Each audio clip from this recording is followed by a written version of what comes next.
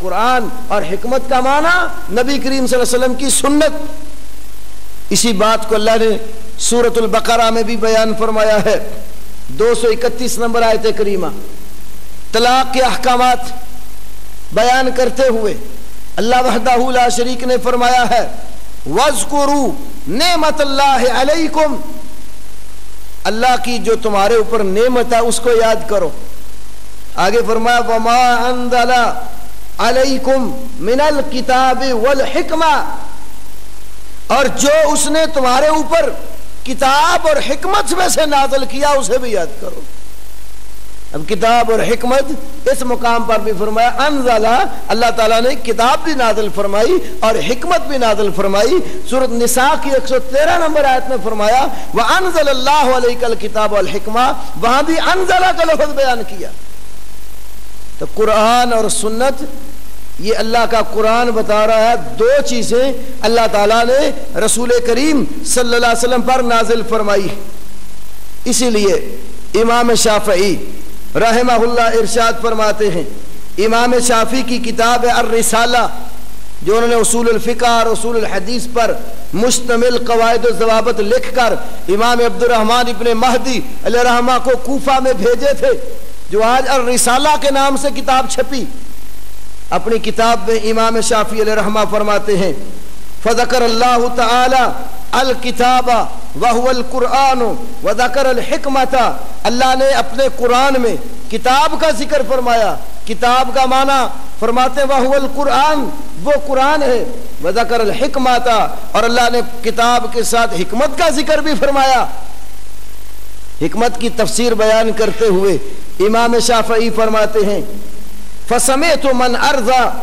مِنْ أَهْلِ الْعِلْمِ بِالْقُرْآنِ يَقُولُ الْحِكْمَةُ سُنَّةُ رسول اللہ صلی اللہ علیہ وسلم، کہتے ہیں مدینے میں جو لوگ بستے ہیں اور قرآن کا علم رکھتے ہیں، قرآن کا علم رکھنے والے اہل مدینہ میں سے سب سے زیادہ جو پسندیدہ لوگ ہیں ان سے میں نے یہ بات سنی ہے، وہ کہتے ہیں کہ الحکمت سنت رسول اللہ صلی اللہ علیہ وسلم، حکمت کا معنی رسول اللہ صلی اللہ علیہ وسلم کی سنت ہے۔ تو قرآن اور سنت دو چیزوں کا نزول ہوا اللہ کی طرف سے۔ تو جیسے قرآن اللہ کی وحی ہے، ہمارا ایمان ہے نبی کریم صلی اللہ علیہ وسلم نے جو کچھ بھی فرمایا ہے آپ نے اپنی زبان سے کہا ہے یا آپ نے امت کو عمل کر کے دکھلایا ہے یا آپ کے سامنے آپ کے صحابہ نے رضی اللہ تعالی عنہ اجمعین کوئی کام کیا ہے، آپ نے منع نہیں فرمایا، اس کو برقرار رکھا ہے، یہ سب کچھ اللہ کی وحی کی روشنی میں آپ نے کیا۔ اس لیے امام شافعی علیہ رحمہ نے فرمایا، علامہ جمال الدین قاسمی نے اپنی کتاب قواعد التحدیث میں لکھا ہے، یہ اصول حدیث کے قواعد و ضوابط پر مشتمل بڑی اہم کتاب ہے قواعد التحدیث، اس میں کہتے ہیں کہ امام شافعی نے کہا کل ما قالہ رسول اللہ صلی اللہ علیہ وسلم فہو مما فہمہ من القرآن، ہر بات جو نبی کریم صلی اللہ علیہ وسلم نے کہی ہے وہ آپ نے قرآن سمجھ کر ہی کہی ہے۔ اور اگر ہم قرآن حکیم پر ایک اور انداز سے غور کر لیں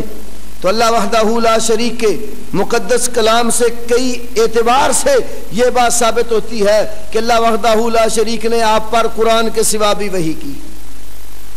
ایک مقام عرض کرتا، سورۃ التحریم،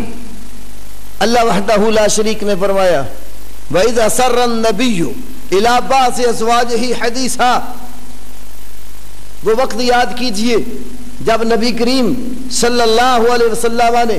اپنی بیویوں میں سے کسی بیوی کے پاس اپنی حدیث اپنی بات راز کے طور پر رکھی،